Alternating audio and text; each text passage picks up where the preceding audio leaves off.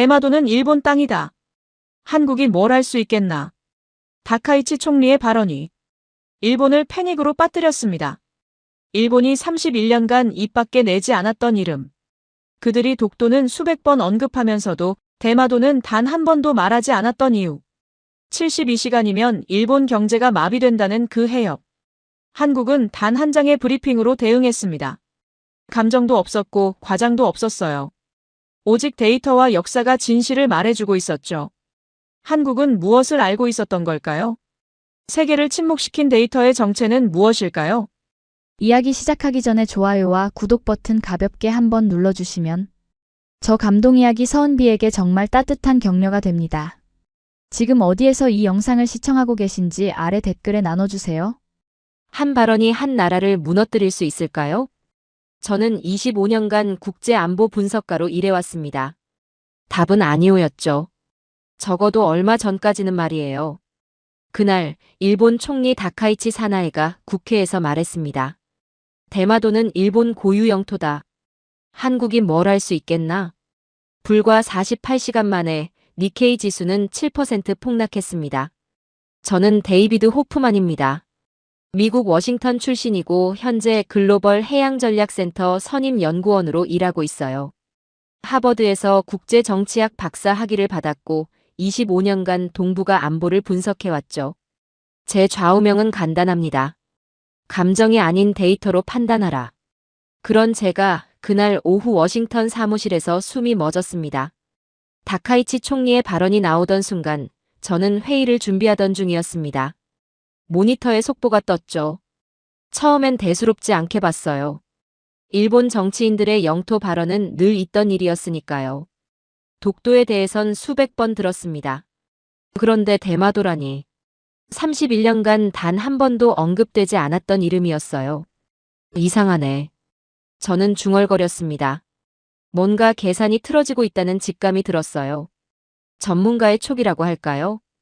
데이터 너머의 분위기가 심상치 않았습니다. 그리고 정확히 3시간 후 중국이 움직였습니다. 중국 외교부 대변인이 긴급 브리핑을 열었어요. 일본의 무책임한 발언은 지역 안정을 심각하게 해친다. 우리는 필요한 모든 조치를 취할 것이다. 평소와는 말투가 달랐습니다. 평소의 외교적 수사가 아니었어요. 이건 경고였습니다. 더 놀라운 건 그 다음이었죠. 중국 해경이 센카쿠 열도 인근 해역에 함정 5척을 급파한 겁니다. 로이터 통신이 실시간으로 보도했어요. 위성 사진까지 떴습니다. 검은 선체의 함정들이 일렬로 늘어선 모습이 선명했죠. 중국이 저렇게 빠르게 움직이는 건 처음이다. 저는 동료에게 말했습니다. 그는 고개를 끄덕였어요. 일본이 뭔가 건드렸어. 큰 걸 건드렸다고. 우리는 모니터에서 눈을 떼지 못했습니다. 숫자들이 실시간으로 변하고 있었거든요. 도쿄 증시가 열리자마자 무너지기 시작했어요. 니케이 지수가 분 단위로 하락했습니다. 마이너스 2%, 마이너스 4%, 마이너스 6%. 장 마감 때는 마이너스 7.2%를 기록했죠. 엔화도 달러 대비 3.8% 급락했습니다. 25년 경력 동안 이런 속도는 처음 봤어요. 이건 단순한 외교 해프닝이 아닐 수도 있겠어. 신임 총리가 말실수를 크게 했군. 저는 보고서를 작성하면서 손이 떨렸습니다. 한 나라의 운명이 흔들리고 있었어요. 시장은 거짓말하지 않습니다. 투자자들이 일본을 버리기 시작한 겁니다. 그날 밤 한국 언론에서 폭탄이 터졌습니다. 서울의 한 경제 매체가 특집 기사를 냈어요. 제목이 충격적이었죠. 대마도 해협, 일본 에너지 수입의 90% 통과. 저는 기사를 3번 읽었습니다. 숫자를 확인하고 또 확인했어요. 틀림없었습니다. 일본이 수입하는 석유, 천연가스, 석탄의 90% 이상이 대마도 해협을 지나간다는 거였죠. 이 수치는 농담이 아니었다. 저는 의자에 깊숙이 몸을 기댔습니다. 일본의 숨통이 그 해협에 달려 있었어요. 그런데 다카이치 총리는 그걸 자기 땅이라고 선언한 겁니다. 이건 자살 행위나 다름없었죠. 데이터를 더 찾아봤습니다. 일본 자원에너지청 보고서, 해운 통계, 물류 자료들을 뒤졌어요. 모든 숫자가 한국 언론의 분석을 뒷받침했습니다. 대마도 해협은 일본의 생명선이었어요. 그 해협이 72시간만 막혀도 일본 경제는 마비된다는 시뮬레이션도 있었죠. 손실 규모는 28조 엔으로 추정됐습니다. 그들은 왜 이걸 숨겼을까? 의문이 꼬리를 물었어요. 일본은 독도에 대해선 수백 번 떠들어댔습니다. 하지만 대마도는 31년간 단 한 번도 언급하지 않았죠. 이유가 명확해 보였어요. 대마도는 건드릴 수 없는 주제였던 겁니다. 건드리는 순간 자신들의 약점이 드러나니까요. 다음 날 아침 한국 외교부가 움직였습니다. 서울에서 긴급 브리핑이 열렸어요. 김성훈 과장이 단상에 섰습니다. 그의 표정은 차분했어요. 목소리도 평온했죠. 우리는 감정이 아닌 데이터로 말하겠습니다. 단 한 문장이었습니다. 하지만 그 무게감이 달랐어요. 저는 실시간 중계를 지켜봤습니다. 김성훈 과장은 슬라이드를 넘기지도 않았어요. 자료를 읽지도 않았죠. 그냥 카메라를 똑바로 보며 말했습니다. 한국 해군과 외교부는 대마도 해협 감시 체계를 24시간 가동하고 있습니다. 필요하다면 관련 데이터를 국제사회와 공유할 준비가 되어 있습니다. 그들의 발표문에는 감정이 없었다. 저는 화면을 멍하니 바라봤어요. 오직 숫자와 데이터만 있었습니다. 분노도 항변도 과장도 없었죠. 그저 사실만 있었어요. 이게 진짜 프로였습니다. 브리핑이 끝나자 국제 여론이 급변했습니다. CNN이 긴급 여론조사를 실시했어요. 동북아 영토 분쟁에서 가장 신뢰받는 국가는? 결과는 충격적이었습니다. 한국 64%, 일본 23%, 중국 13%. 한국이 압도적이었어요. 서구 언론들도 일제히 보도했죠. 한국의 침착한 대응이 돋보인다. 데이터 기반 외교의 모범 사례. 한국의 분석력이 일본을 앞질렀다. 저는 보고서를 쓰다 말고 손을 멈췄습니다. 한국, 이 나라를 다시 봐야 할지도 모르겠네. 25년간 저는 일본을 동북아의 핵심 동맹으로 봤어요. 한국은 경제적으로 성장했지만 여전히 중견국 수준이라 생각했죠. 그런데 지금 제 눈앞에서 벌어지는 광경은 달랐습니다.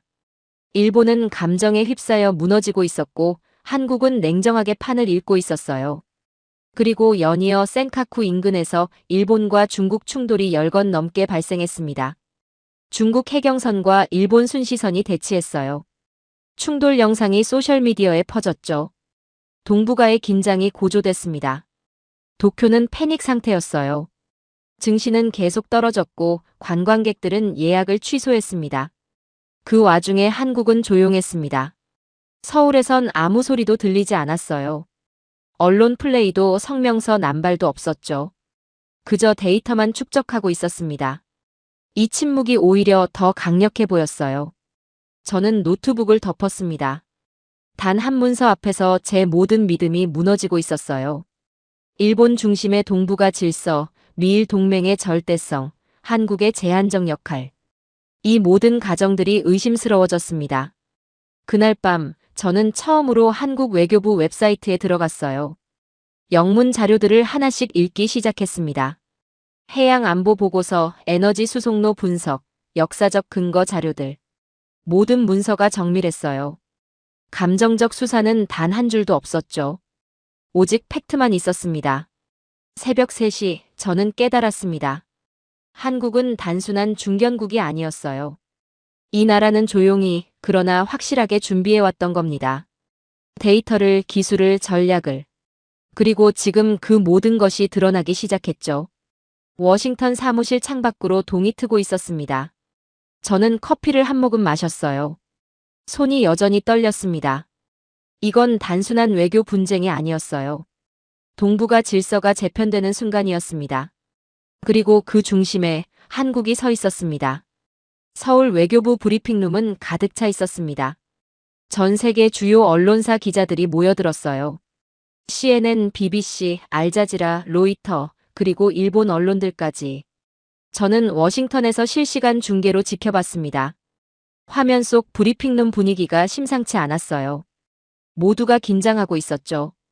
김성훈 과장이 단상에 올랐습니다. 그의 손에는 두꺼운 파일 하나뿐이었어요. 노트북도 슬라이드도 없었습니다. 오늘 공개할 자료는 3가지입니다. 그의 목소리는 담담했어요. 떨림도 과장도 없었죠. 첫째, 역사적 기록입니다. 둘째, 지리적 증거입니다. 셋째, 현재 운용 중인 감시 체계입니다. 저는 모니터에 더 가까이 다가갔습니다. 모든 숫자가 정렬되기 시작했어요. 마치 전투의 전개도를 보는 것 같았죠. 스크린에 첫 번째 자료가 떴습니다. 한자로 빼곡히 적힌 고문서였어요.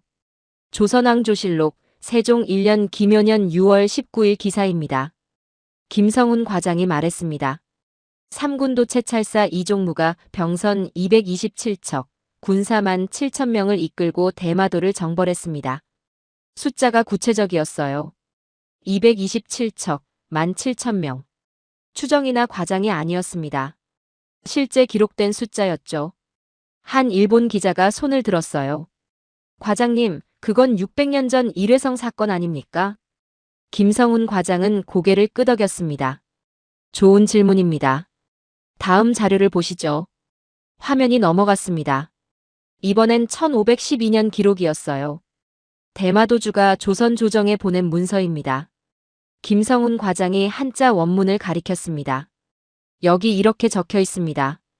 대마도는 조선의 울타리다. 울타리라는 표현. 저는 그 단어의 무게를 느꼈어요. 울타리는 경계를 의미합니다. 자기 땅의 방어선이죠.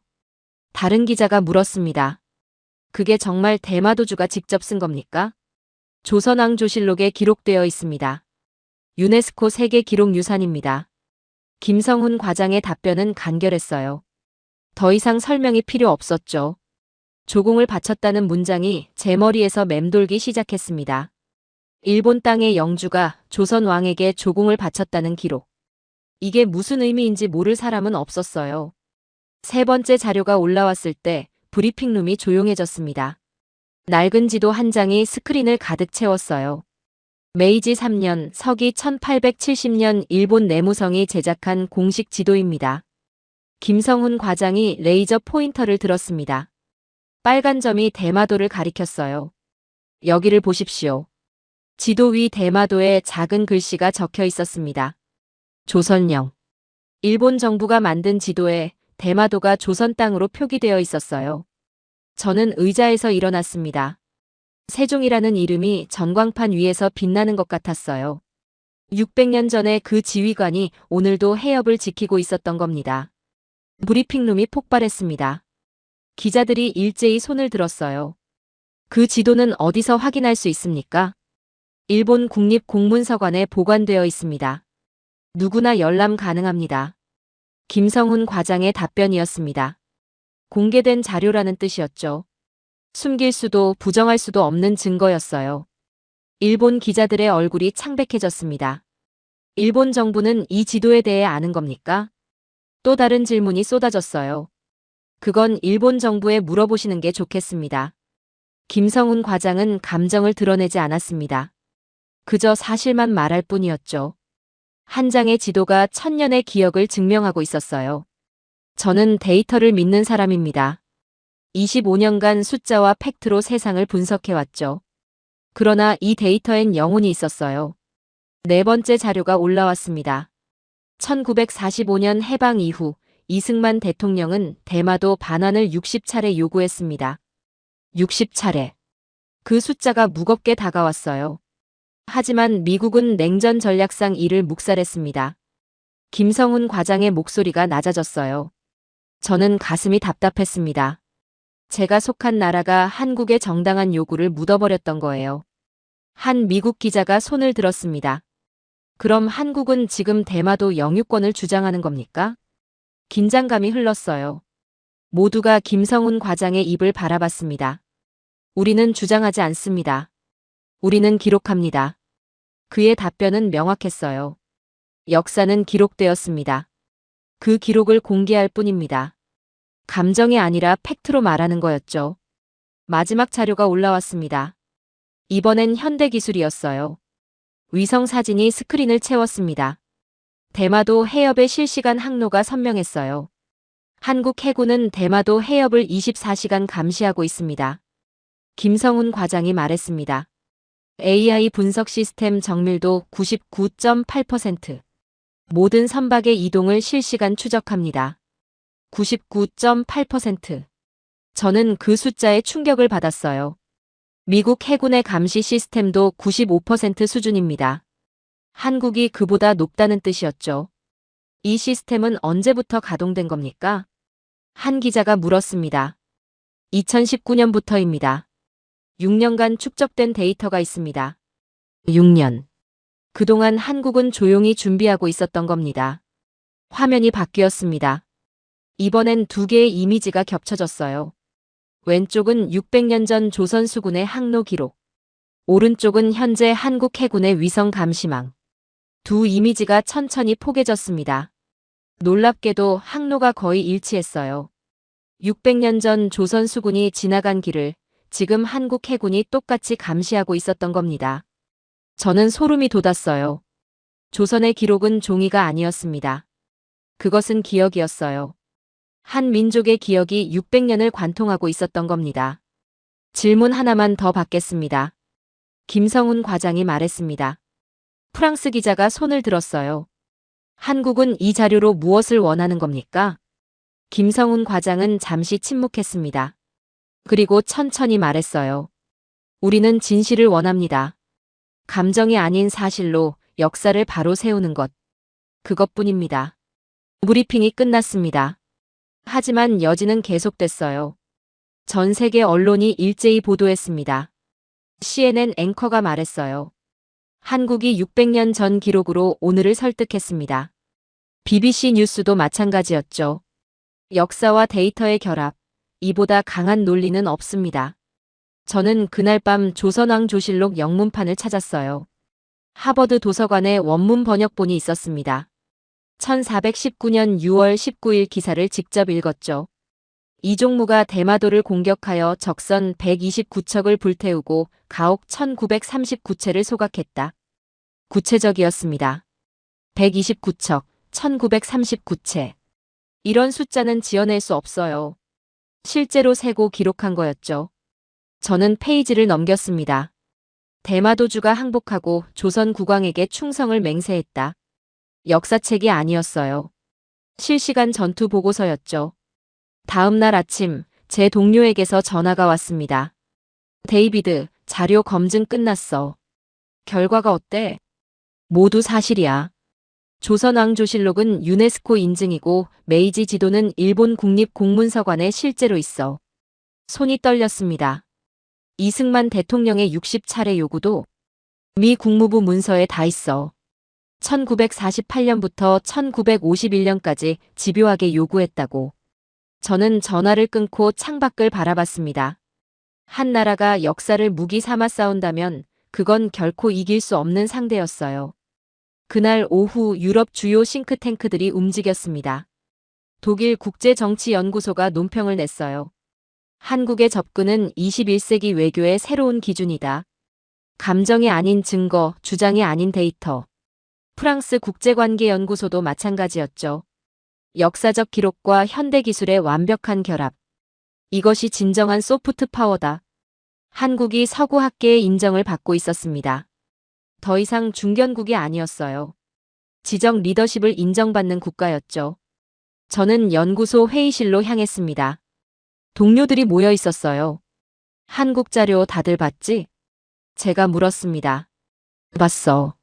솔직히 충격이야. 한 동료가 말했습니다. 일본이 31년간 대마도를 한 번도 언급 안 한 이유를 이제 알겠어. 다른 동료가 고개를 끄덕였어요. 그들은 알고 있었던 거야. 건드리면 안 되는 주제라는 걸. 근데 다카이치가 왜 건드린 거지? 오만함이겠죠. 한국이 뭘 할 수 있겠냐는. 저는 입을 열었습니다. 그런데 한국은 준비하고 있었어요. 6년 동안. 회의실이 조용해졌습니다. 그날 저는 깨달았어요. 한국의 팩트는 숫자가 아니라 혼이었습니다. 한 민족이 600년을 기억하는 힘. 그것이 진짜 강점이었죠. 소셜미디어가 폭발했습니다. 해시태그가 실시간 트렌드에 올랐어요. 세종대왕, 이종무, 대마도, 조선수군. 600년 전 이름들이 21세기에 되살아나고 있었습니다. 일본 내에서도 움직임이 있었어요. 한 일본 역사학자가 SNS에 글을 올렸습니다. 우리는 메이지 지도의 존재를 알고 있었습니다. 하지만 침묵했습니다. 이제 그 침묵의 대가를 치르고 있습니다. 댓글이 수천 개 달렸어요. 일본 국민들조차 정부의 의문을 품기 시작했죠. 저는 보고서를 다시 썼습니다. 제목을 바꿨어요. 한국의 전략적 부상 데이터 외교의 시대. 25년간 쓴 보고서 중 가장 조심스러운 제목이었습니다. 하지만 거짓말할 수 없었어요. 제 눈으로 본 것이 진실이었으니까요. 밤늦게까지 자료를 정리했습니다. 한국의 전략이 보이기 시작했어요. 감정이 아닌 데이터, 주장이 아닌 증거, 과장이 아닌 기록. 이게 21세기 외교였습니다. 창밖으로 워싱턴의 야경이 보였어요. 하지만 제 머릿속엔 서울의 브리핑룸이 떠올랐습니다. 김성훈 과장의 침착한 목소리, 스크린 위에 600년 된 기록, 그리고 현대 기술로 증명된 진실. 한 나라가 역사와 기술을 하나로 만든 순간이었어요. 일본 의회가 열렸습니다. 다카이치 총리가 단상에 섰어요. 저는 워싱턴 사무실에서 동시 통역을 들었습니다. 대만은 우리의 생명선입니다. 다카이치의 목소리는 단호했어요. 만약 대만이 위협받는다면 일본은 집단자위권을 행사할 수 있습니다. 저는 모니터 앞에서 얼어붙었습니다. 이건 단순한 발언이 아니었어요. 전쟁 카드였죠. 중국을 정면으로 건드린 겁니다. 제 동료가 중얼거렸어요. 미쳤나? 지금 상황에서 중국까지 건드려? 일본이 먼저 손을 내밀고 있었습니다. 하지만 오히려 스스로 그 함정에 빠지고 있었어요. 2시간 후 중국이 움직였습니다. 중국 외교부 대변인이 긴급 기자회견을 열었어요. 일본의 망언은 지역 평화를 심각하게 위협한다. 대변인의 표정이 얼어붙어 있었죠. 중국은 필요한 모든 조치를 취할 것이다. 일본 정부는 그 결과를 감당해야 한다. 말투가 달랐습니다. 이건 최후 통첩이었죠. 그날 저녁 위성 사진이 올라왔습니다. 센카쿠 열도 인근 해역에 중국 해경선 8척이 집결했어요. 로이터 통신이 실시간으로 보도했죠. 중국 해경, 센카쿠 해역서 권리 집행 순찰 선언. 저는 위성 사진을 확대했습니다. 검은 선체의 함정들이 일렬로 늘어서 있었어요. 파도 위에 떠있는 검은 그림자들. 저는 그것이 경고임을 직감했습니다. 제 전화기가 울렸어요. 도쿄 주재 분석관이었습니다. 데이비드, 상황이 심각해. 일중 충돌이 벌써 3건 발생했어. 부상자는? 다행히 없어. 하지만 일본 순시선이 밀리고 있어. 전화를 끊고 데이터를 확인했습니다. 센카쿠 인근에서 일중 해상 대치가 연일 발생하고 있었어요. 11월 한 달간 충돌 건수만 12건. 이전 1년 평균의 3배였죠. 다음 날 아침 중국이 두 번째 카드를 꺼냈습니다. 중국 정부가 자국민에게 일본 여행 자제 경고를 발령했어요. 일본 내 반중 정서가 고조되고 있다. 신변 안전에 유의하라. 표면적 이유였습니다. 하지만 실제 메시지는 명확했죠. 일본 관광 산업을 타격하겠다는 것. 효과는 즉각적이었어요. 일본 관광청 발표에 따르면 중국인 예약 취소가 54만 3천 건에 달했습니다. 저는 그 숫자를 보며 떨렸어요. 54만 3천 장의 취소된 항공권. 이건 숫자가 아니라 메시지였습니다. 중국이 일본 경제의 급소를 정확히 겨냥한 거였죠. 제 동료가 계산기를 두드렸습니다. 관광 수입 손실만 월 8천억 엔이야. 소비까지 합치면 2조 엔은 넘을 거야. 일본은 가해자라기보다는 피해자가 되고 있었습니다. 스스로 자초한 위기였지만요. 도쿄 거리 영상이 뉴스에 나왔어요. 아키하바라와 긴자의 중국인 관광객이 눈에 띄게 줄었습니다. 면세점 직원들이 한가롭게 서 있었죠. 한 상점 주인이 인터뷰했어요. 총리가 왜 저런 말을 했는지 모르겠어요. 우리가 무슨 잘못을 했나요? 일본 국민들이 정부의 등을 돌리기 시작했습니다.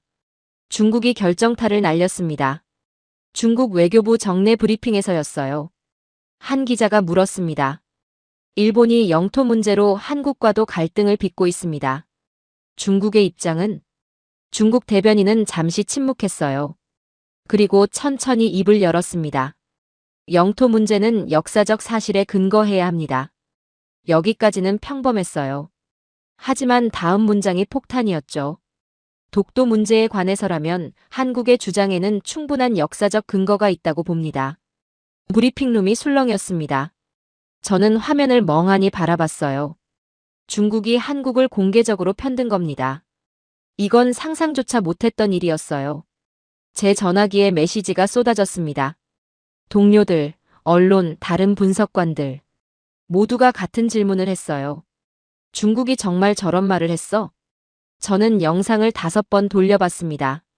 틀림없었어요.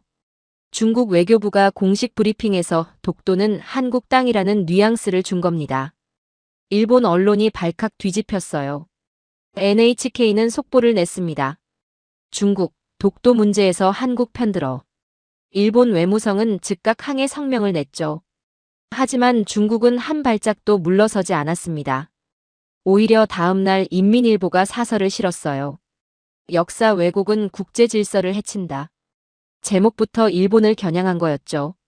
저는 사무실 창밖을 바라봤습니다. 25년간 구축해온 제 분석 틀이 무너지고 있었어요.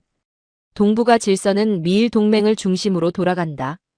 한국은 중간 역할을 하는 중견국이다. 중국은 북한 편만 든다. 이 모든 가정이 틀렸던 겁니다. 중심축이 바뀌고 있었어요. 그날 밤 저는 한국 뉴스를 찾아봤습니다. 한국 외교부는 조용했어요. 중국의 발언에 대해 공식 논평을 내지 않았죠. 감사합니다도 환영합니다도 없었어요. 그저 침묵할 뿐이었습니다. 이 침묵이 오히려 강력해 보였어요. 한국은 중국의 지원이 필요 없다는 듯했죠. 스스로 증명할 수 있으니까요. 제 동료가 분석 보고서를 들고 왔습니다. 데이비드, 이거 봐. 보고서 제목이 눈에 들어왔어요. 중국의 전략적 선택 왜 한국인가? 내용을 읽었습니다. 중국은 일본을 고립시키기 위해 한국 카드를 쓴 거였어요. 하지만 더 중요한 건 한국에게 빚을 지우려는 의도였죠. 중국이 한국을 도운 게 아니야. 제가 말했습니다. 한국이 이미 증명한 걸 중국이 인정한 거야. 순서가 다르다고. 동료가 고개를 끄덕였어요. 맞아. 한국은 중국의 도움 없이도 이미 세계를 설득했어. 그날 저는 깨달았습니다. 한국이 묵묵히 준비한 동안 일본은 쇼윈도우에 불과했어요. 겉만 번지르르 했던 거죠. 일본 증시는 연일 하락했어요. 니케이 지수가 28,000선이 무너졌습니다. 다카이치 발언 이전보다 15% 낮은 수치였죠. 일본 기업들이 긴급 회의를 열었습니다. 도요타, 소니, 파나소닉 CEO들이 총리를 만났어요. 외교 노선을 재고해달라는 요청이었죠. 하지만 다카이치는 물러서지 않았습니다. 일본은 원칙을 지킬 것이다. 고집이었어요. 아니, 오만이었죠. 저는 일본의 몰락을 실시간으로 지켜보고 있었습니다. 그 와중에 한국은 어떻게 움직였을까요? 저는 서울발 뉴스를 찾아봤어요. 한국 정부는 단 한 번의 성명도 내지 않았습니다. 중국을 비난하지도 일본을 조롱하지도 않았죠. 그저 조용히 데이터를 축적하고 있었어요. 해양 감시 보고서가 매주 업데이트됐습니다. 대마도 해역 통과 선박 현황, 에너지 수송 경로 분석, 안보 리스크 평가. 모든 게 정확하고 객관적이었어요. 한 미국 싱크탱크 연구원이 제게 메시지를 보냈습니다. 한국 데이터 신뢰도가 일본보다 높아졌어. 우리 국방부도 인정했어. 정말? 응. 한국 해군 감시망이 더 정밀하대. 실시간성도 뛰어나고. 저는 숨을 들이켰습니다. 미국 국방부가 일본보다 한국 데이터를 신뢰한다. 이건 상징적 의미가 컸어요. 동맹의 무게중심이 이동하고 있었던 겁니다. 워싱턴에서 긴급회의가 열렸습니다. 국무부, 국방부, CIA 고위 관계자들이 모였어요. 저도 참석했습니다. 의제는 하나였죠. 동북아 질서 재편에 대한 대응. 국무부 차관이 입을 열었어요. 일본이 흔들리고 있습니다. 중국은 공격적입니다. 한국은 조용합니다. CIA 분석관이 자료를 꺼냈습니다. 한국의 전략적 가치가 급상승하고 있습니다. 데이터 신뢰도, 외교 안정성, 기술 수준 모두 예상을 뛰어넘었습니다. 국방부 관계자가 물었어요. 호프만, 당신 25년간 이 지역 봤잖아. 의견이 뭐야? 저는 잠시 망설였습니다. 그리고 천천히 말했어요. 제 분석 틀이 틀렸습니다. 회의실이 조용해졌죠. 일본 중심으로 보면 안 됩니다. 이제 한국을 중심으로 봐야 해요. 누군가 반문했습니다. 한국은 여전히 중견국 아닌가? 아닙니다. 저는 단호하게 말했어요. 한국은 데이터로 세계를 설득했습니다. 중국마저 인정하게 만들었죠. 이건 단순한 중견국이 할 수 있는 일이 아닙니다. 회의가 끝나고 국무부 차관이 제게 다가왔습니다. 호프만, 한국 보고서 하나 써줘. 상세하게. 알겠습니다. 저는 사무실로 돌아와 노트북을 켰어요. 파일명을 입력했습니다. 한국의 부상 새로운 질서의 중심. 손가락이 키보드 위에서 멈췄습니다. 25년 경력을 걸고 쓰는 보고서였어요. 하지만 확신이 있었죠. 눈에 보이지 않던 실력을 한국은 꺼내 보여줬습니다. 조용히, 그러나 확실하게. 일본이 무너지는 동안 한국은 중심을 잡고 있었어요. 중국이 압박하는 동안 한국은 데이터를 쌓았죠. 미국이 혼란스러워하는 동안 한국은 신뢰를 얻었습니다. 이게 진짜 리더십이었어요. 아사쿠사 거리가 텅 비어 있었어요. 평소라면 인파로 가득했을 시간대였죠. 상점 주인들이 빈 가게 앞에 멍하니 서 있었습니다. 거리가 비어 있었어요. 도쿄가 이렇게 조용할 수 있다는 게 믿기지 않았죠. 저는 화면을 보며 가슴이 무거웠습니다. 일본 관광청이 긴급 발표를 했어요. 이미 관광 수입이 전년 대비 62% 감소했습니다. 금액으로는 20조 엔. 한국 돈으로 약 200조 원이었죠. 하지만 더 큰 문제는 따로 있었어요. 소비재 수출이 동반 하락한 겁니다. 중국으로 가는 일본 제품 선정량이 35% 줄었어요. 전자제품, 자동차 부품, 화장품. 모든 품목이 타격을 받았죠. 일본 기업들이 비상경영에 돌입했습니다. 도요타가 중국 공장 가동률을 70%로 낮췄어요. 소니는 베이징 지사 직원 30%를 본국으로 철수시켰습니다. 유니클로는 상하이 매장 20곳을 임시 폐쇄했죠.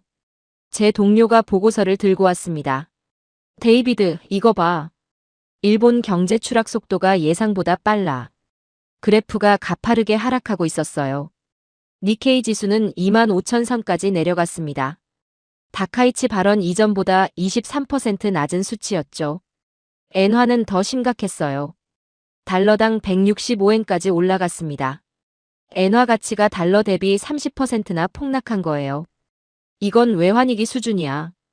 동료가 말했습니다. 맞아. 1997년 아시아 외환위기 때랑 비슷해. 저는 고개를 끄덕였어요. 하지만 한 가지 차이가 있었습니다. 1997년 위기는 외부 충격이었어요. 지금 일본의 위기는 자초한 거였죠. 그리고 그들을 옥죄는 건 따로 있었죠. 5,500억 달러.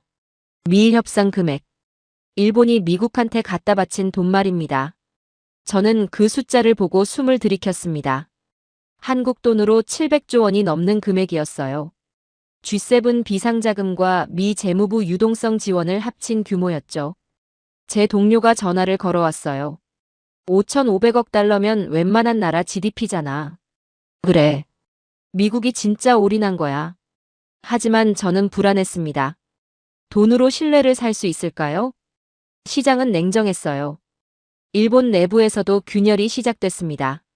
아사히 신문이 일면에 사설을 실었어요. 총리의 외교 실책, 국민이 대가 치러. 요미우리 신문도 비슷한 논조였죠. 경제 위기의 원인, 정치 리더십 부재. 일본 언론이 정부를 비판하기 시작한 겁니다. 하지만 정부는 이를 용인하지 않았어요. 총리실이 주요 언론사 편집국장들을 불렀습니다. 국가 위기 상황에서 정부를 비판하는 건 부적절하다. 압박이 시작된 거였죠. 언론 검열이 강화됐습니다. 도쿄 거리에 시민들이 나왔어요. 다카이치 퇴진. 경제를 살려라. 중국과 대화하라. 플래카드가 거리를 메웠습니다. 도쿄, 오사카, 나고야, 후쿠오카. 주요 도시마다 시위가 벌어졌어요. 도쿄의 거리에 분노가 번지고 있었습니다. 저는 일본 지인에게 전화를 걸었어요. 도쿄에서 무역회사를 운영하는 친구였습니다. 요시오, 거기 상황 어때? 한숨 소리가 들렸어요. 최악이야, 데이비드. 우리 회사 중국 거래처가 전부 끊겼어. 전부? 응. 10년 거래하던 곳들도 연락 안 받아. 정치 때문에 우리가 왜 피해를 봐야 해? 전화를 끊고 나서 가슴이 답답했습니다. 일본 국민들이 정치의 희생양이 되고 있었어요. 국제 신용평가사들이 움직였습니다. 무디스가 일본 국가 신용 등급을 AA에서 A로 한 단계 낮췄어요. 정치적 불안정과 경제 악화 전망. 이유였습니다. 스탠더드 앤 푸어스도 비슷한 조치를 취했죠. AA 등급에서 전망을 부정적으로 변경했어요. 이건 상징적 의미가 컸습니다. 세계가 일본을 의심하기 시작한 거예요. 5,500억 달러가 사라진 자리에 남은 건 오직 혼란뿐이었습니다. 그 와중에 한국은 어떻게 하고 있었을까요? 저는 서울발 뉴스를 검색했어요. 한국 외교부가 성명을 냈습니다. 동북아 안정화 이니셔티브. 제목이었어요. 내용은 간결했습니다. 한국 정부는 영내 모든 국가와 대화할 준비가 되어 있다. 대화의 기초는 상호 존중과 역사적 사실 인정이다. 한국은 중재자 역할을 할 의향이 있다. 단 3문장이었어요. 하지만 무게가 달랐습니다. 한국이 손을 내민 거였죠. 일본에게도 중국에게도. 유럽연합이 즉각 환영 성명을 냈습니다.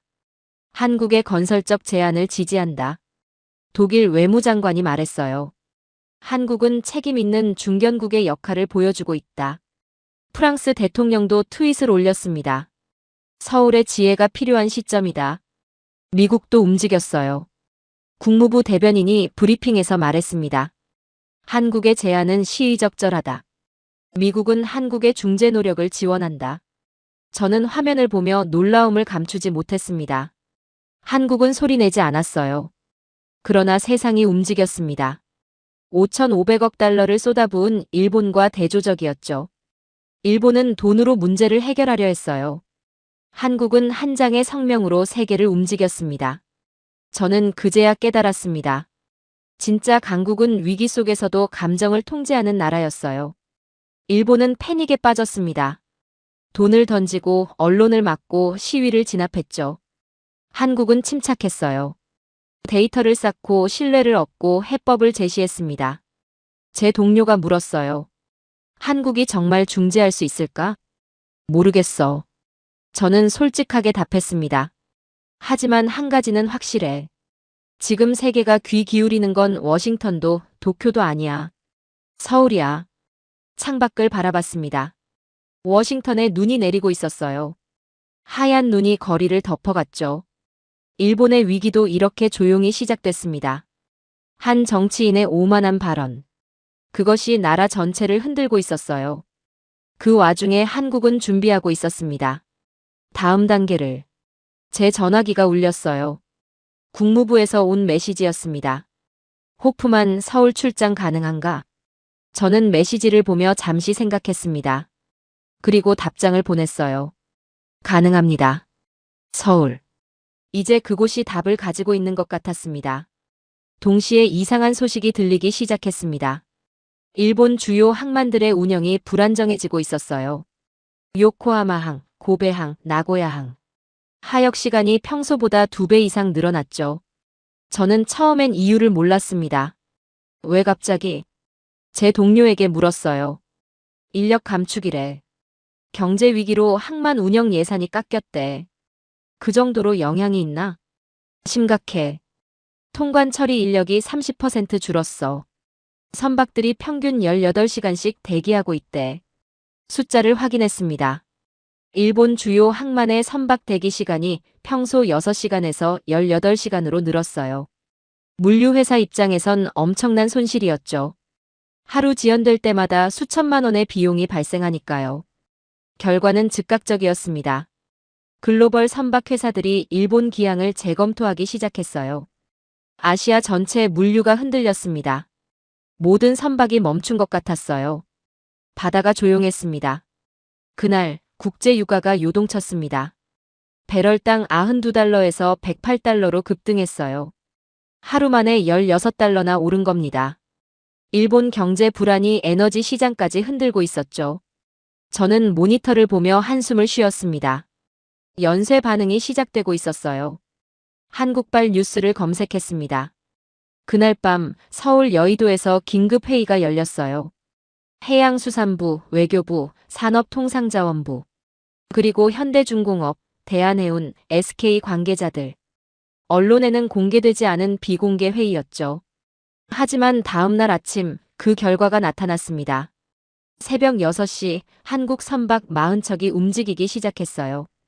부산항, 인천항, 울산항에서 동시에 출항했습니다. 목적지는 중동과 동남아시아였죠. CNN이 위성 사진을 공개했어요. 한국 선박들이 새로운 항로를 따라 이동하고 있었습니다. 기존 대마도 해협경유 노선이 아니었어요. 제주도 남쪽을 우회하는 대체 루트였죠. 저는 화면을 확대해서 봤습니다. 일본이 멈춘 바다 위에서 한국의 선박들이 별처럼 움직이고 있었어요. 제 동료가 계산기를 두드렸습니다. 40척이면 하루 운송량이 얼마나 돼? 약 8만 톤이야. 그럼 일본 공백을 완전히 메우기엔 부족한데? 지금은 그래. 하지만 다른 회사들도 곧 따라올 거야. 제 예측이 맞았습니다. 다음 날 국제해운 회사들이 발표를 시작했어요. 머스크가 제일 먼저 움직였습니다. 아시아 항로 재편 검토. 한국 제시 대체 루트 분석 중. MSC도 비슷한 입장을 냈죠. 시장이 한국의 움직임을 주목하고 있었어요. 서울의 밤은 조용했지만 그 속에서 세계가 재편되고 있었습니다. 48시간 후 변화가 가속화됐습니다. 한국해양수산부가 브리핑을 열었어요. 아시아 해상 물류 안정화 방안. 제목이었습니다. 브리핑에서 공개된 내용이 놀라웠어요. 한국이 자체 개발한 KAIS 3.0 시스템. AI 기반 해상 위기 예측 시스템이었죠. 이 시스템은 기상, 해류, 선박 밀집도를 실시간 분석합니다. 담당자가 설명했어요. 위험도를 사전에 예측해 최적 항로를 제시합니다. 정확도는 99.9%입니다. 99.9%. 저는 그 숫자에 놀랐습니다. 미국의 해상교통 시스템도 98% 수준이에요. 한국이 그보다 높았던 겁니다. 이 시스템을 국제선박회사에 개방할 계획입니다. 담당자가 덧붙였어요. 무료로요. 브리핑룸이 웅성거렸습니다. 무료라는 말에 기자들이 놀란 거였죠. 왜 무료로 제공하십니까? 한 기자가 물었어요. 해상 안전은 모두의 이익입니다. 한국이 먼저 기여하는 겁니다. 담당자의 답변이었습니다. 그들은 명령이 없어도 움직이고 있었어요. 그게 진짜 국가의 품격이었습니다. 며칠 후 국제해운 시장이 반응했습니다. 머스크, MSC, CMA CGM 등 글로벌 선박회사들이 발표했어요. 한국 제시 항로 채택, KAIS 시스템 도입 검토, 아시아 노선 재편. 도미노처럼 이어졌습니다. 불과 일주일 만의 일이었어요. 그날 오후 국제 유가가 안정됐습니다. 배럴당 108달러에서 95달러로 떨어졌어요. 13달러 하락. 시장이 안심한 겁니다. 한국이 물류를 정상화시킬 거라고요. 저는 데이터를 보며 감탄했습니다. 한 나라의 결정이 세계 시장을 살려낸 거예요. 이틀 뒤 더 놀라운 소식이 들렸습니다. 한국이 제시한 대체 항로가 기존 노선보다 효율적이었던 겁니다. 평균 운항 시간이 8시간 단축됐어요. 연료비도 12% 절감됐죠. 선박 회사들이 너도 나도 한국 항로로 전환하기 시작했습니다. 비용 때문이 아니었어요. 더 빠르고 더 안전하고 더 효율적이었으니까요. 제 동료가 보고서를 보여줬습니다. 데이비드, 이거 봐. 선박 운항률이 회복됐어. 그래프를 봤어요. 전주 대비 18% 증가. 아시아 물류가 다시 돌아가고 있었습니다. 그것도 더 효율적으로요. 얼마 지나지 않아 IMF가 성명을 냈습니다. 한국의 위기 대응 매뉴얼을 전 회원국과 공유할 것을 권장한다. IMF가 한국 모델을 인정한 겁니다. CNN이 특집 방송을 내보냈어요. 제목이 인상적이었습니다. 서울 이펙트 한국이 아시아를 구하다. 앵커가 말했습니다. 일본의 위기가 아시아 전체를 흔들 때 한국은 일주일 만에 해법을 제시했습니다. 화면에 한국 선박들의 이동 경로가 나왔어요. 이것이 우리가 말하는 서울 이펙트입니다. BBC도 비슷한 보도를 내보냈죠. 한국은 말이 아닌 행동으로 보여줬다. 조용한 리더십이 세계를 안정시켰다. 서울 이펙트. 이 용어가 국제뉴스에서 반복되기 시작했어요. 한국이 이제 변수가 아니라 해답이 되고 있었습니다. 저는 그날 밤 연구소 동료들과 화상회의를 했습니다. 한국이 어떻게 이렇게 빨리 대응한 거야? 한 동료가 물었어요. 저는 자료를 정리하며 답했습니다. 준비했던 거야. 아마 몇 년 전부터. 무슨 근거로? KAIS 시스템 개발이 2019년부터 시작됐어. 그리고 대체 항로 시뮬레이션도 이미 완료되어 있었대. 동료들이 침묵했어요. 그럼 한국은 미리 알고 있었다는 거야? 아니, 그게 아니라. 저는 말을 고쳤습니다. 한국은 항상 준비하는 거야. 어떤 위기가 와도 대응할 수 있게. 세계가 패닉에 빠졌을 때 한국은 해답을 제시했던 겁니다. 며칠 후, 저는 한국 해운업계 자료를 찾아봤습니다. 현대중공업이 2020년부터 위기 대응 시나리오를 준비하고 있었어요. 대한해운도 비상운항 계획을 수립해뒀죠. 정부와 민간이 협력한 결과였습니다. 이게 진짜 선진국이구나. 혼잣말이 나왔어요. 위기가 터지고 나서 대응하는 게 아니라 미리 준비하는 것. 그게 한국이었습니다. 그 무렵 제게 특별한 임무가 떨어졌습니다. 국무부에서 연락이 왔어요. 호프만 한국해운 시스템 분석 보고서 작성해줘. 상세하게. 기한이 어떻게 되나요? 2주. 우리가 배워야 할 게 뭔지 알아야 해. 미국이 한국에게서 배우려고 하고 있었습니다. 저는 서울의 불빛이 꺼지지 않는 이유를 이제야 알 것 같았어요. 그들은 잠들지 않고 준비하고 있었던 겁니다. 얼마 지나지 않아 유럽연합이 성명을 냈습니다. 한국과 해상안전협력 강화. 프랑스, 독일, 네덜란드가 한국 시스템 도입을 검토한다고 했어요. 한국의 기술이 세계 표준이 되고 있었습니다. 제가 25년간 추구했던 가치. 데이터와 팩트 그리고 실천. 한국이 그걸 보여주고 있었습니다. 그날 이후 저는 위기 대응 매뉴얼 대신 한국 매뉴얼을 읽기 시작했어요. 한국은 G7보다 빠르게 대응했습니다. 돈도 군사력도 정치적 압박도 쓰지 않았어요. 그저 기술과 준비로 문제를 해결했죠. 위기가 오히려 기회가 된 거예요. 한국에게는요. 한국의 성과는 빠르게 확산됐습니다. 하지만 성공에는 대가가 따르는 법이죠. 며칠 후 워싱턴에서 전화가 왔어요. 국무부 동아시아 담당 차관보였습니다. 호프만, 지금 시간 있나? 네, 말씀하세요. 한국 보고서 잘 봤어. 그런데 우리 입장이 좀 곤란해졌어. 저는 전화기를 꽉 쥐었습니다. 무슨 뜻입니까? 일본이 불편해하고 있어. 한국이 너무 전면에 나섰다고 생각하는 거지. 차관보의 목소리가 낮아졌어요. 미일 동맹이 흔들리면 안 돼. 한국이 좀 더 조용히 했으면 좋겠어. 전화를 끊고 나서 가슴이 답답했습니다. 그들은 여전히 냉전의 틀로 세상을 보고 있었어요. 한국이 옳은 일을 했는데도 일본 눈치를 봐야 한다는 겁니다. 다음 날 더 당혹스러운 소식이 들렸어요. 일본 언론이 공세를 시작한 겁니다. 요미우리 신문 일면 헤드라인이 충격적이었죠. 한국, 중국과 비공식 정보 교류 의혹. 기사 내용은 더 자극적이었어요. 한국이 대마도 해협 데이터를 중국에 제공했을 가능성. 한중 밀착으로 동북아 균형 깨져. 저는 기사를 읽으며 분노가 치밀었습니다. 거짓이었어요. 그리고 저는 그걸 알고 있었습니다. 한국은 데이터를 모든 국가에 공개했어요. 중국만이 아니라 미국에게도 일본에게도요. 그런데 일본은 이걸 왜곡하고 있었죠. 아사히 신문도 비슷한 논조였습니다. 한국의 위험한 줄타기. 중국 편드는 한국, 동맹 신뢰 무너져.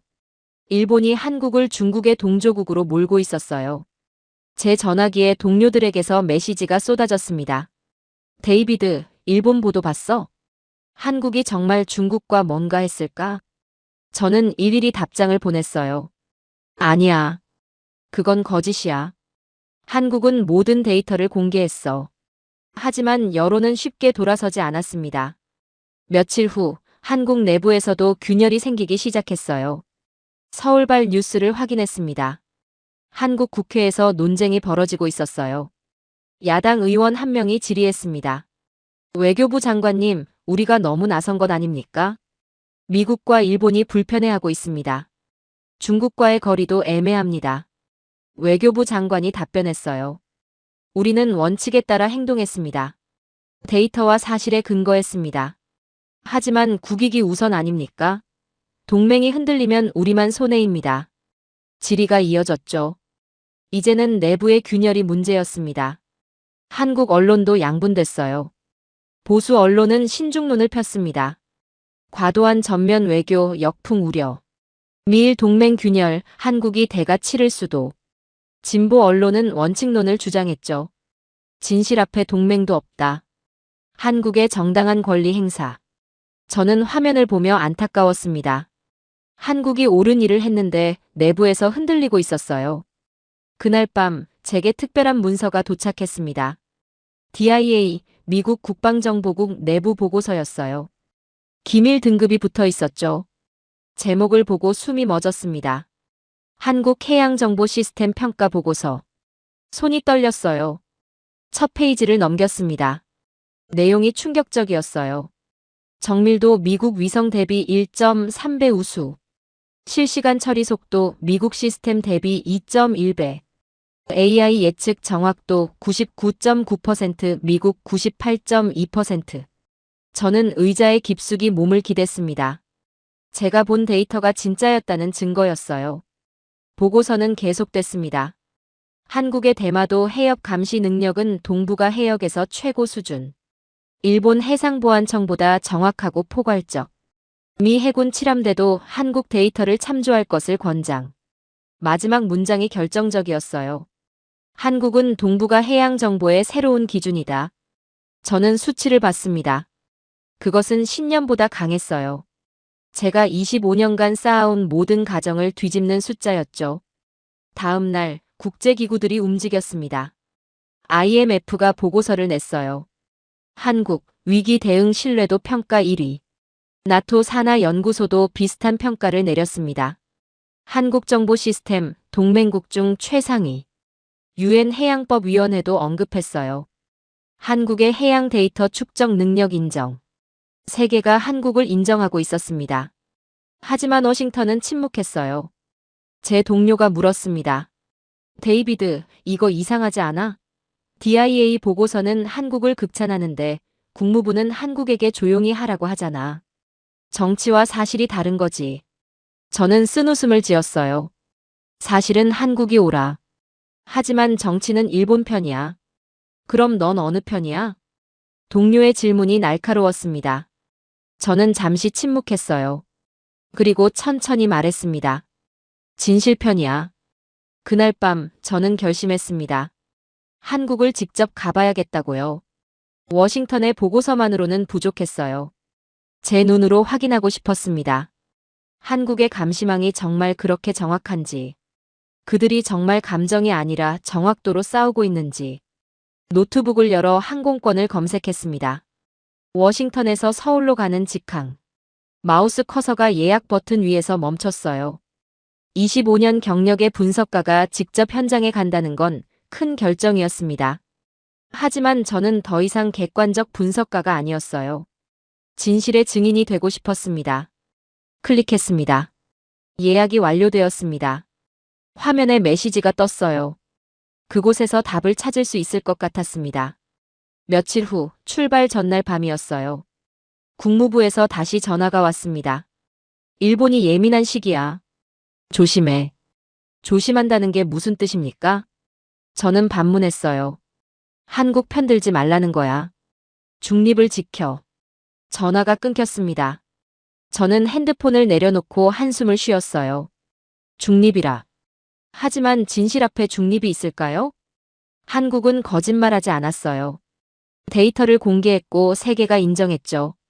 일본은 여론전을 펼쳤습니다. 거짓을 퍼뜨렸어요. 그런데 워싱턴은 중립을 지키라고 합니다. 저는 가방을 쌌어요. 노트북, 자료 녹음기, 그리고 DIA 보고서 4본. 이 보고서가 제게 확신을 줬습니다. 그들의 위성보다 한국의 바다가 더 명확했어요. 공항으로 가는 택시 안에서 생각했습니다. 저는 선택했습니다. 정치가 아닌 진실의 편에 서기로. 비행기가 이륙했어요. 창밖으로 워싱턴이 멀어지고 있었습니다. 13시간 후면 서울이었죠. 저는 눈을 감았어요. 한국에서 무엇을 볼까? 그들은 정말 제가 생각하는 만큼 정확할까? 아니면 제가 착각한 걸까? 하지만 숫자는 거짓말하지 않습니다. DIA 보고서의 1.3배. 그 숫자가 제 머릿속에서 맴돌았어요. 태평양 상공을 날아가는 동안 저는 확신했습니다. 이 여행이 제 25년 경력의 전환점이 될 거라고.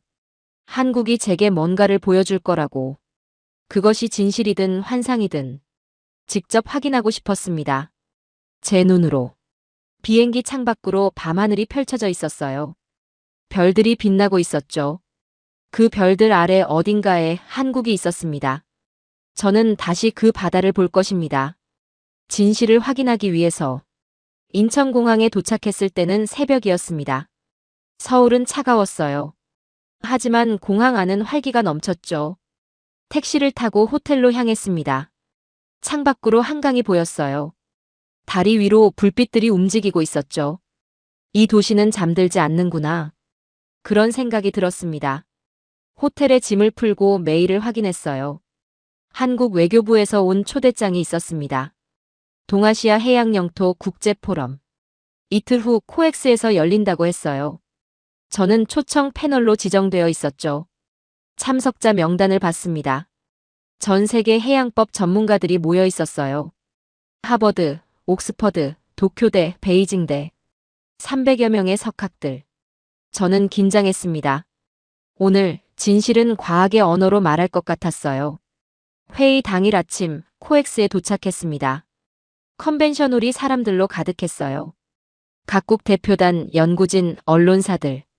CNN, BBC, 알자지라 카메라가 즐비했습니다. 저는 패널석에 앉았어요.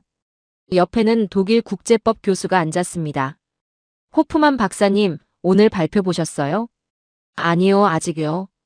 놀라실 겁니다. 한국이 뭔가 큰 걸 준비했대요. 제 심장이 빨리 뛰기 시작했습니다. 오전 10시 회의가 시작됐어요. 한국 외교부 차관이 개회사를 했습니다. 역사는 기억이 아니라 기록입니다. 오늘 우리는 그 기록을 과학으로 검증합니다. 짧고 명확했어요. 다음으로 젊은 연구자가 단상에 올랐습니다. 30 중반쯤 되어 보였어요. 서울대 AI 연구소 박민준 박사였습니다. 저는 오늘 K-히스토리 AI 시스템을 소개하겠습니다. 그의 목소리는 침착했어요. 스크린에 화면이 떴습니다. 복잡한 알고리즘 구조도였죠. 이 시스템은 15만 개의 역사 사료를 분석합니다. 조선왕조실록, 일본 고문서, 중국 역사서까지 포함합니다. AI가 문헌간 교차 검증을 수행합니다. 저는 화면에 집중했어요. 수치가 감정을 이기고 있었습니다. 다음 슬라이드가 나왔습니다. 대마도 지도였어요. 시간순으로 배열되어 있었죠. 1419년, 1512년, 1870년. 각 시대의 지도가 겹쳐졌습니다. 조선왕조실록의 좌표 데이터와 메이지 정부 지도의 위치 정보를 AI가 분석했습니다. 박민준 박사가 레이저 포인터를 들었어요. 일치율 98.7%입니다. 회의장이 웅성거렸습니다. 98.7%. 이건 우연이 아니었어요. 화면이 바뀌었습니다. 이번엔 3D 지형도였어요. 대마도 인근 해역이 입체로 표현되어 있었죠. 조선 수군의 항해 기록을 현대 해류 데이터와 비교했습니다. 박민준 박사가 설명했어요. 600년 전 항로가 현재 최적 항로와 92% 일치합니다. 데이터가 역사를 뒤집고 있었습니다. 저는 숨을 참았어요. 다음 화면에서 조선왕조실록 원문이 나왔습니다. 한자와 영문 번역이 함께 표시됐죠. 대마도주가 조선 국왕에게 세공을 바쳤다는 기록이 37회 등장합니다. 37회. 단 한 번이 아니었어요. 지속적이고 체계적인 관계였던 겁니다. 이는 조공 관계를 의미합니다. 국제법상 종속 관계로 해석됩니다. 박민준 박사의 말이 이어졌어요. 옆에 앉은 독일 교수가 중얼거렸습니다. 이건 논쟁이 아니라 증명이야. 저도 같은 생각이었어요. 유엔 해양법위원회 전문가가 발언권을 요청했습니다. 자료의 검증 절차를 설명해 주시겠습니까? 15개 국제연구기관과 협력했습니다. 박민준 박사가 답했어요. 하버드 도서관, 영국 국립도서관, 일본 국립공문서관의 원본을 모두 확인했습니다. 유네스코 세계기록유산 검증 프로세스를 거쳤습니다. 자료 완전성 평가 결과 99.9%입니다. 99.9%. 저는 그 숫자를 메모했어요. 이건 의심할 여지가 없는 수준이었습니다. 휴식 시간에 복도에서 각국 전문가들이 모였습니다. 놀랍군. 한국이 이 정도일 줄은. 프랑스 교수가 말했어요. AI를 역사 검증에 이렇게 쓸 수 있다니. 혁명적이야. 영국 학자가 동의했죠. 일본 대표단은 조용했습니다. 그들의 표정이 굳어 있었어요. 오후 세션이 시작됐습니다. 이번엔 토론 시간이었어요. 중국 대표가 먼저 마이크를 잡았습니다. 저는 긴장했습니다. 중국이 뭐라고 할까? 한국 연구진의 발표는 매우 인상적이었습니다. 중국 대표의 목소리가 울렸어요. 역사는 감정이 아니라 사실로 존재해야 합니다. 그가 잠시 멈췄습니다. 한국의 분석은 완벽합니다. 자료도 투명합니다. 이것이 진정한 학문입니다. 중국의 입이 그렇게 말하는 걸 저는 처음 봤어요. 회의장에 박수가 터졌습니다. 중국 대표가 박수를 치고 있었어요. 일본 대표는 고개를 숙였습니다. 저는 그 순간을 잊을 수 없었어요. 다음으로 일본 대표가 발언했습니다. 하지만 이것은 현대 국제법과는 별개입니다. 그의 목소리가 떨렸어요. 600년 전 기록이 현재 영유권을 결정하지는 않습니다. 박민준 박사가 침착하게 답했습니다. 맞습니다. 우리는 영유권을 주장하는 게 아닙니다. 다만 역사적 사실을 밝히는 겁니다. 진실을 증명하는 거죠. 그들은 분노하지 않았어요. 변명하지도 않았습니다. 그저 증명했을 뿐이었어요. 저녁 세션에서 최종 발표가 있었습니다. 스크린에 대형 지도가 떴어요. 대마도가 중앙에 있었죠. AI가 분석한 시대별 영토 표시가 겹쳐졌습니다. 천천히 색이 바뀌기 시작했어요. 조선의 색으로. 회의장이 침묵했습니다. 300명의 학자들이 숨죽이며 지켜봤어요. 지도 위에서 대마도가 천천히 조선의 색으로 물들 때 아무도 말하지 않았습니다. 데이터는 거짓말하지 않았어요. 그리고 한국은 그걸 알고 있었습니다. 회의가 끝나고 폐회사가 있었습니다. 유네스코 아시아 태평양 본부장이 단상에 섰어요. 오늘 우리는 역사가 어떻게 과학이 되는지 목격했습니다. 한국은 새로운 기준을 제시했습니다. 감정이 아닌 데이터로, 주장이 아닌 증명으로. 박수가 쏟아졌습니다. 저도 손뼉을 쳤어요. 그날 저는 학자가 아닌 증인이 되었습니다. 한국이 세계를 설득한 순간이었어요. 저녁에 호텔로 돌아와 노트북을 켰습니다. 소셜미디어가 폭발하고 있었어요. 해시태그가 실시간 트렌드 1위였습니다. 트루스 오브 스시마.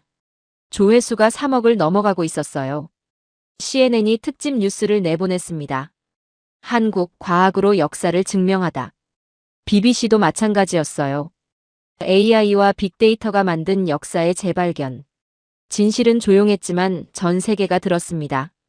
제 이메일에 메시지가 왔어요. 국무부였습니다.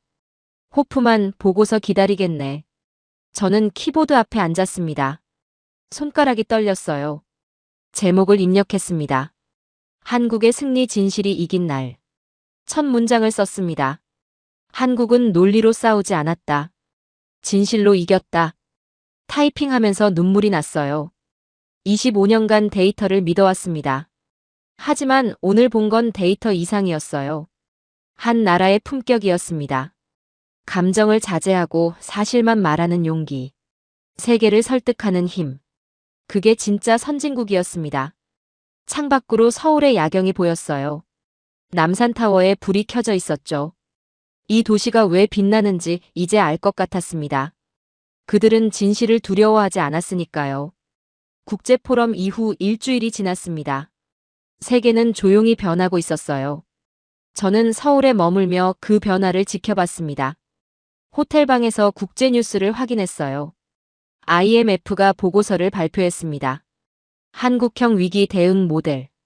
K모델이라는 항목이 신설됐어요. 보고서를 다운로드해서 읽었습니다. 한국은 데이터 기반 외교의 새로운 표준을 제시했다. 위기 대응 지표 해양 안보 데이터, 경제 회복 모범 사례로 채택한다. IMF 보고서에 K라는 글자가 들어갔습니다. 이게 무슨 의미인지 모를 사람은 없었죠. 세계은행도 비슷한 성명을 냈어요. 한국 데이터 신뢰도 지수 상위 3위 진입. 투명성, 정확성, 접근성 모든 부문 우수. 제 전화기에 메시지가 왔습니다. 워싱턴 동료였어요. 데이비드, 국무부가 한국 데이터 인용하기 시작했어. 정말? 응. 동부가 브리핑에서 한국해양수산부 자료를 공식 참고했대. 손이 떨렸습니다. 미국이 한국 데이터를 신뢰하기 시작한 거예요. 일본이 아니라요. 다음 날 유럽연합 성명이 나왔습니다. 브뤼셀 본부에서 발표했어요. 한국은 동아시아의 기준국이 되었다. EU는 한국과 데이터 협력을 강화한다. 독일 외무부도 별도 성명을 냈죠. 한국의 투명한 정보 공개 정책을 모범 사례로 삼는다. 프랑스 국제관계연구소 보고서도 나왔습니다. 한국은 감정이 아닌 사실로 세계를 움직였다. 21세기형 선진국의 모델. 한국이 세계의 교과서가 되고 있었어요. 저는 카페에 앉아 노트북을 켰습니다. 이코노미스트 최신호를 확인했어요. 표지 기사 제목이 인상적이었습니다. 한국이 아시아의 참고 국가가 되다. 기사를 읽었습니다. 산업 성장에서 데이터 외교까지 한국의 변신. 조용하지만 확실한 리더십. 파이낸셜 타임스도 비슷한 논조였어요. 한국은 이제 비교 대상이 아니다. 기준이다. 진실은 결국 가장 강한 외교였습니다. 그날 오후 일본 소식이 들렸습니다. 도쿄에서 특별한 움직임이 있었어요. 일본 외무성이 조용히 내부 회의를 열었습니다. 언론에는 공개되지 않았죠. 하지만 제 일본 지인이 정보를 흘렸어요. 데이비드, 일본 정부가 대마도 언급을 자제하기로 했대. 공식 지침인가? 비공식이야. 하지만 모두가 알아. 더 이상 건드리지 말라는 거지. 그들의 침묵이 더 큰 고백이었습니다. 일본은 더 이상 대마도를 언급하지 않기로 한 겁니다. 한국이 증명한 진실 앞에서요. 며칠 후 저는 한국 외교부를 방문했습니다. 김성훈 과장과 면담 약속이 잡혀 있었어요. 외교부 건물은 차분했습니다. 복도를 걸으며 느꼈어요. 이곳에서 세계를 움직이는 결정이 만들어지는구나. 김성훈 과장 사무실로 들어갔습니다. 그는 웃으며 악수를 청했어요. 호프만 박사님, 멀리서 오셨습니다. 직접 와야 할 것 같았습니다. 저는 솔직하게 말했어요. 우리는 마주 앉았습니다. 한국이 어떻게 이렇게 준비할 수 있었습니까? 제가 물었어요. 김성훈 과장은 잠시 생각하더니 답했습니다. 준비가 아니라 원칙이었습니다. 원칙이요? 네. 감정이 아닌 데이터, 주장이 아닌 증명. 이게 우리 원칙이에요. 그의 목소리는 담담했어요. 세계는 진실을 원합니다. 우리는 그걸 제공했을 뿐입니다. 저는 그 순간 깨달았어요. 한국의 힘은 기술이 아니었습니다. 철학이었죠. 사무실을 나와 복도를 걸었습니다. 벽에 사진들이 걸려 있었어요. 이승만 대통령부터 현재까지. 역대 외교 장면들. 그중 하나가 눈에 들어왔습니다. 이승만 대통령이 대마도 반환을 요구하는 문서에 서명하는 사진이었어요. 1951년이라고 적혀 있었죠. 저는 그 앞에 멈춰 섰습니다. 74년 전 시작된 의지가 지금 결실을 맺고 있었어요. 세대를 넘어 이어진 기억. 그게 한국이었습니다. 저녁에 남산에 올랐습니다. 서울 야경이 발 아래 펼쳐졌어요. 한강이 빛나고 있었죠. 빌딩들의 불빛이 별처럼 반짝였습니다. 저는 벤치에 앉아 노트북을 켰어요. 마지막 보고서를 쓸 시간이었습니다. 파일을 열었습니다. 제목을 입력했어요. 한국에서 온 진실. 손가락이 키보드 위에서 춤을 췄습니다. 저는 25년간 동북아를 분석해왔습니다. 일본 중심의 질서를 당연하게 여겼습니다. 하지만 지난 2달간 그 모든 가정이 무너졌습니다. 타이핑이 멈추지 않았어요. 한국은 조용했습니다. 하지만 그 침묵은 준비였습니다. 데이터를 쌓고 시스템을 만들고 진실을 증명했습니다. 세계는 이제 한국을 기준으로 움직입니다. 문장들이 흘러나왔습니다. 25년 경력이 이 순간을 위한 것 같았어요. 한국의 승리는 군사력이 아니었습니다. 돈도 아니었습니다. 그것은 진실이었습니다. 마지막 문단을 썼습니다. 이제 세계는 한국을 배웁니다. 데이터 외교를, 품격 있는 리더십을, 조용한 힘을. 한국은 동북아의 심장이 되었습니다. 그 심장이 뛰는 한, 이 지역은 살아있을 것입니다. 파일을 저장했습니다. 제목을 다시 한번 확인했어요. 한국에서 온 진실. 이메일을 열어 국무부로 전송했습니다. 보내기 버튼을 누르는 순간 가슴이 뛰었어요. 이 보고서가 워싱턴을 바꿀까요? 모르겠습니다. 하지만 저는 제 역할을 했어요. 진실을 전하는 것. 남산에서 내려와 호텔로 돌아왔습니다. 짐을 쌌어요. 내일 워싱턴으로 돌아갑니다. 하지만 제 마음은 이미 변해 있었죠. 한국은 연구를 마쳤습니다. 하지만 한국은 이제 시작이에요. 세계의 나침반은 이미 서울을 향하고 있었으니까요. 워싱턴에 도착했을 때는 밤이었습니다. 사무실로 바로 갔어요. 책상 위에 메모가 있었습니다. 국무부 차관이 남긴 거였죠. 호프만, 보고서 잘 받았네. 내일 오전 회의에서 발표하게. 저는 메모를 접었습니다. 내일이면 워싱턴도 알게 될 겁니다. 한국이 어떤 나라인지를. 창밖으로 워싱턴 기념탑이 보였어요. 하지만 제 머릿속엔 남산타워가 떠올랐습니다. 두 도시, 두 가지 힘. 하나는 군사력과 경제력. 다른 하나는 진실과 데이터. 저는 어느 쪽이 더 강한지 이제 알았어요. 진정한 강국은 큰 목소리가 아니었습니다. 믿음을 남기는 나라였죠.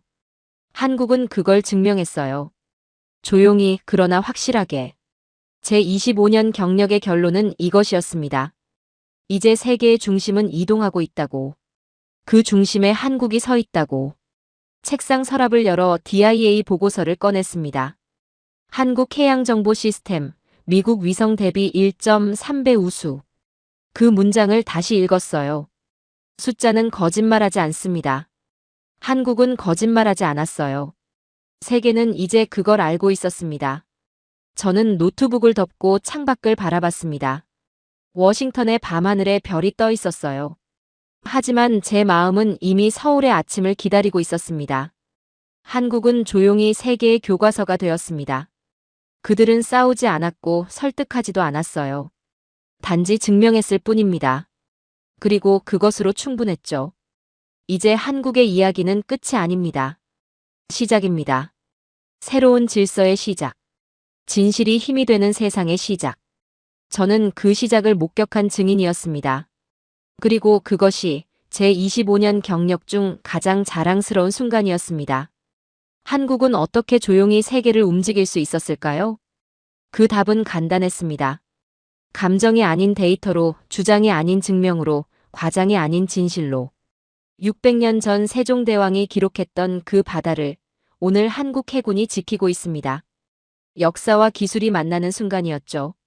한 외국인 전문가가 25년 만에 깨달았습니다.